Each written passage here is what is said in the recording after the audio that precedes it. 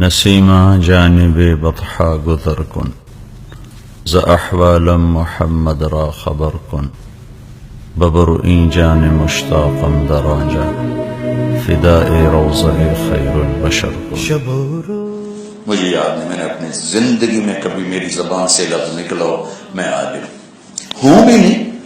تھوڑے بہت واقعات یاد ہیں تو اس کا نام تو علم نہیں ہے.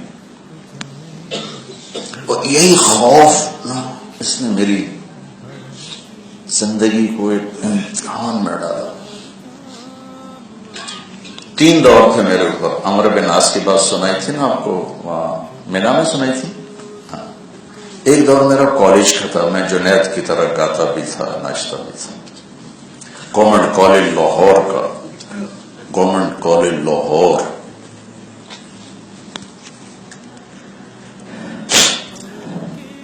حالانکہ اس زمانے میں یعنی جب جنید کا دور تھا تو ایک ثقافت بن گئی تھی. لیکن 70s میں بہت برا سمجھا جاتا تھا.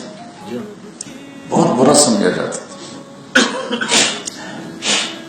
لیکن پتہ نہیں مجھے کہاں سے یہ شوق لگ گیا تھا اور اللہ نے آواز بھی دی اور شوق بھی دیا. تو اس وقت موت آتی تو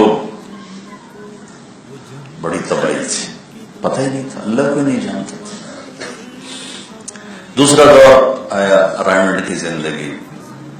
کوئی بھی نہیں جانتا تھا اور جو کچھ ہو رہا تھا یا اللہ تو راضی ہو جا تو راضی ہو جا تو راضی ہو جا. اس کے علاوہ اور کوئی مجھے رائمنڈ چونکہ میں اتنا آئسولیٹڈ تھا کہ رائمنڈ میں 250-300 لوگ ہوتے تھے جو آنے جانے والے. 40 ہم لڑکے ہوتے تھے اور چند حضرات تھے جو نظام چلانے والے جن کو مقیم کہتے ہیں. مجھے کوئی بھی نہیں پہچانتا تھا. جو کہ میں کتاب سبق کتاب سبق کتاب سبق اس کے علاوہ دائیں بائیں جاتا ہی نہیں تھا. تو ایک عبدالصمد صاحب تھے رحمت اللہ علیہ لاہور کے. وہ مہینہ دیتے تھے. کسی کام کے لیے مجھے بھیجا استادوں نے تو مجھ سے کہنے لگے کون ہو بیٹا آپ کون ہو؟ میں کہا جی میں طالب علم. اچھا تم کیسے طالب علم؟ ہم تمہیں جانتے ہی نہیں. 40 تو لڑکے ہوتے تھے. ایسا اس میں اگر اللہ بلا لیتا تو ظن غالب یقین تو کوئی بھی نہیں کر سکتا سوائے انبیاء کے. ظن غالب تھا کہ چھوٹ چھاڑ جاتے. اب یہ جو تیسرا دور ہے جو عمرو بن عاص روئے تھے بے قرار ہو کے فحول وجهه الى الجدار فبكى بكاء شدید. دیوار کی طرف منہ کر کے پھوٹ کے روئے تھے. حالانکہ وہ تو کلن وعد اللہ الحسنى والے تھے. تو بھائیو ہم میں سے ہر آدمی موت تک خطرے میں ہے. بڑی رحیم ذات ہے اور بے نیاز ہے. چلو ہمیں نہیں پسند.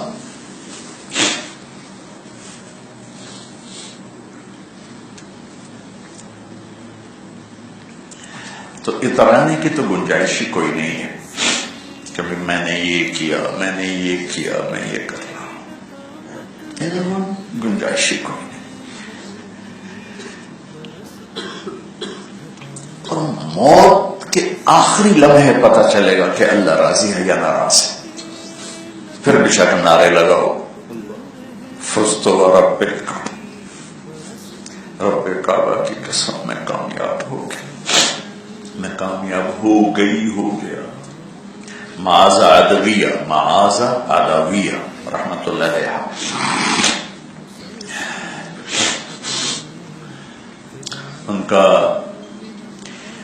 ان کے خامن تھے صلہ بن اشیم العدوی.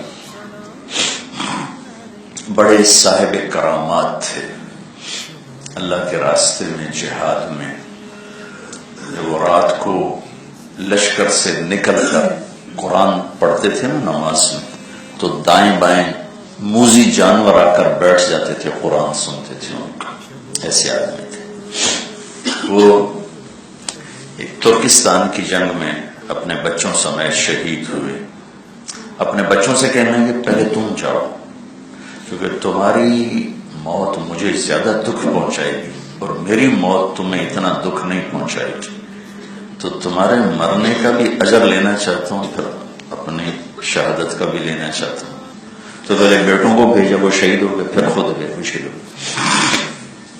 تو محلے کی عورتیں آئیں معاذ عدویہ کے پاس نا تعزیت کے لیے، تو ان سے فرمانے لگی مبارک دینے آئی ہو تو بسم اللہ، تعزیت کرنا آئی ہو تو واپس چلی جاؤ، مجھے ضرورت نہیں ہے. 30 برس زندہ رہی. اس کے بعد جب مرض الموت میں آئی نا تو رونے لگی. تو خواتین نے پوچھا کیوں رو رہی ہو؟ کہ آج کے بعد نماز اور روزے سے جدائی ہو جائے گی، نماز اور روزے سے جدائی ہو جائے گی. پھر ایک دم ہنسنے لگی.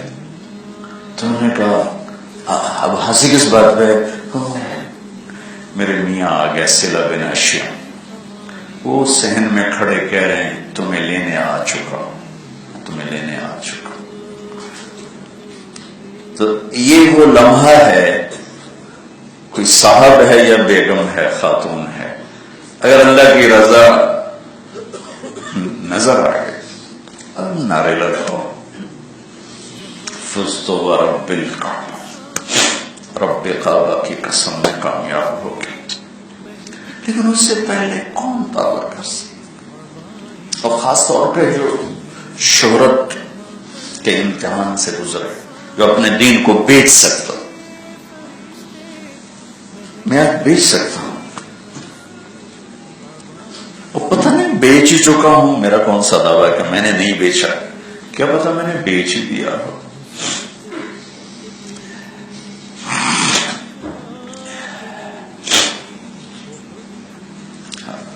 لیتک تحلو الایام مریضۃ ولیتک ترضی والانام غضا.